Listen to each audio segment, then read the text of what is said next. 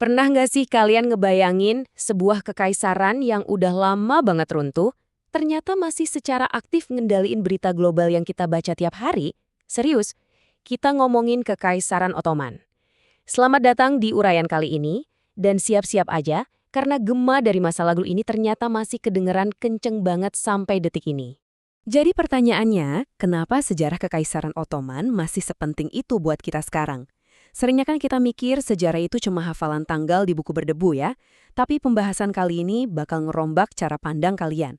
Mulai dari garis perbatasan negara modern, krisis iklim global, sampai rentetan konflik di Timur Tengah hari ini, semuanya itu punya akar yang tertanam kuat di era keemasan hingga keruntuhan kekaisaran raksasa ini.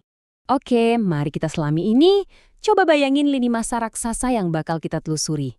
Kita mulai dari kebangkitan epiknya di tahun 1453 saat Konstantinopel jatuh, melintasi pemberontakan Celali di tahun 1596, terus melompat ke penandatanganan berbagai perjanjian pasca Perang Dunia Pertama di tahun 1917, dan secara mengejutkan, semuanya ini langsung terhubung dengan Perang Saudara Suriah di tahun 2011. Ini semua adalah satu rantai peristiwa panjang di wilayah geografis yang sama. Berikut adalah peta jalan kita untuk pembahasan hari ini. 1. Jejak kekaisaran di era modern. 2. Titik balik sejarah dunia. 3. Akar perbatasan Timur Tengah. 4. Zaman es dan pemberontakan. 5. Krisis iklim Suriah modern. Dan 6. 3 pelajaran untuk masa depan. Kita bakal mengeksplorasi garis batas geopolitik sekaligus krisis lingkungannya. Bagian pertama, jejak kekaisaran di era modern, menelusuri warisan Ottoman. Kita mulai dari fondasi warisan masa lalu ini. Lanjut ke bagian kedua, titik balik sejarah dunia, kejatuhan Konstantinopel. Penaklukan militer di tahun 1453 ini menumbangkan kekaisaran Bizantium dan memicu era Renaissance. Strategi geopolitik mereka itu benar-benar berlapis dan mematikan. Langkah pertama, mereka merebut kendali atas Selat Bosporus dan Dardanelles. Langkah kedua, kendali perairan vital ini otomatis ngasih Ottoman dominasi penuh atas rute perdagangan dari Laut Hitam ke Laut Mediterania. Nah, langkah ketiga ini yang jadi hasil akhirnya. Kekaisaran ini megang kunci akses militer dan ekonomi antara Eropa dan Asia selama berabad-abad. Kekuatan Eropa ibaratnya nggak punya pilihan lain. Mereka harus bersaing, negosiasi, atau perang melawan Ottoman.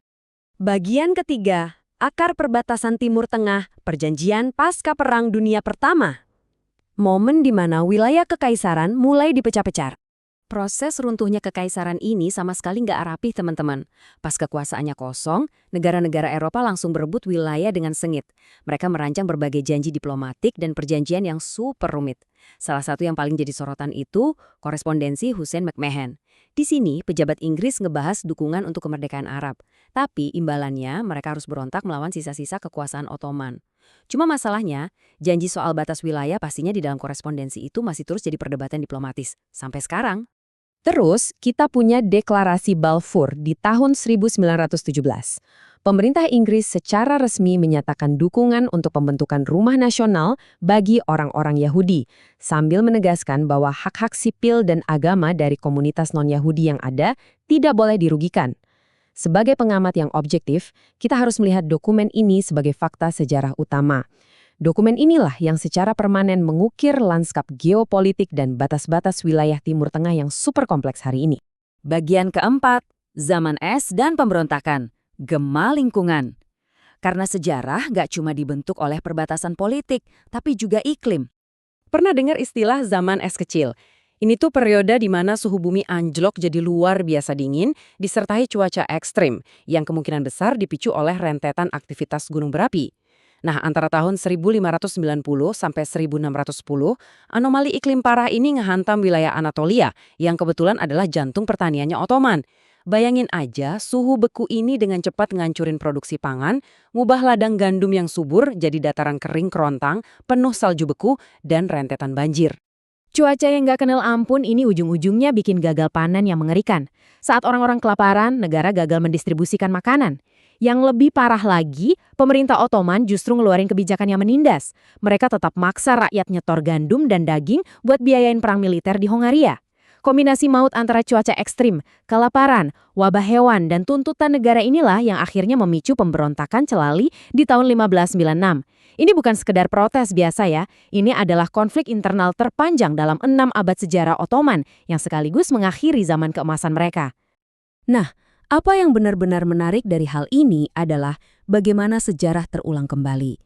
Bagian kelima, krisis iklim Surya modern. Buat mahamin anatomi krisis modern ini secara utuh, kita harus kenalan sama konsep threat multiplier atau faktor pengganda ancaman. Ini adalah konsep militer yang ngejelasin kalau faktor lingkungan, kayak perubahan iklim, itu bisa memperburuk ketegangan sosial, ekonomi, dan politik yang udah ada sampai ke titik fatal. Di Suriah, tekanan politik yang lagi memuncak barengan sama gerakan Arab Spring di tahun 2011, itu kejadiannya persis berbarengan sama kekeringan paling dahsyat dalam sejarah wilayah tersebut.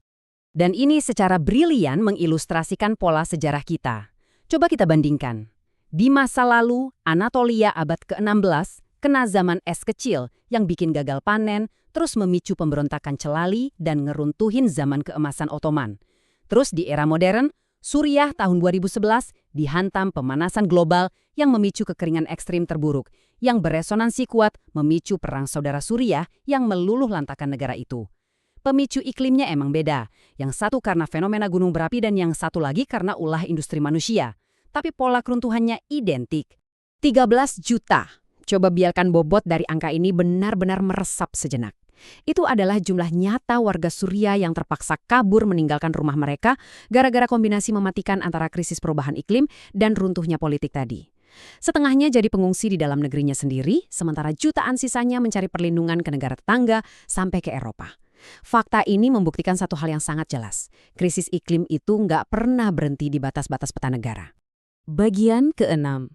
3 pelajaran untuk masa depan. Bertahan di era Antroposen. Apa yang bisa kita ambil dari sejarah Mediterania ini? Jadi, poin krusialnya itu terangkum jelas di 3 peringatan ini. Pertama, dampak paling destruktif dari perubahan iklim itu selalu dan akan terus menghantam kelompok masyarakat yang paling miskin dan terpinggirkan. Kenapa? Karena mereka nggak punya cukup sumber daya buat beradaptasi. Kedua, tantangan lingkungan itu nggak pernah berdiri sendiri. Mereka saling terikat sangat erat sama keresahan sosial. Dan ketiga, kita harus sadar kalau perubahan iklim itu bukan sekedar soal suhu bumi yang makin panas, tapi ini adalah sebuah kekuatan destruktif yang mampu mendorong migrasi massal, memicu konflik kekerasan, dan pada puncaknya meruntuhkan sebuah rejim. Yang pada akhirnya membawa kita ke satu pertanyaan tajam buat kita semua. Di tengah era Antroposen yang makin gak menentu ini, saat suhu bumi terus-terusan memecahkan rekor panasnya, akankah kita secara buta mengulangi pola keruntuhan kekaisaran masa lalu yang dipicu sama iklim? Ataukah untuk pertama kalinya kita umat manusia akhirnya mau belajar dari sejarah kelam wilayah Mediterania ini dan bertindak sebelum semuanya berubah jadi malapetaka sosial? Pilihannya benar-benar ada di tangan kita hari ini. Terima kasih udah mengikuti uraian kali ini, teruslah kritis dan mari kita jaga planet kita bersama.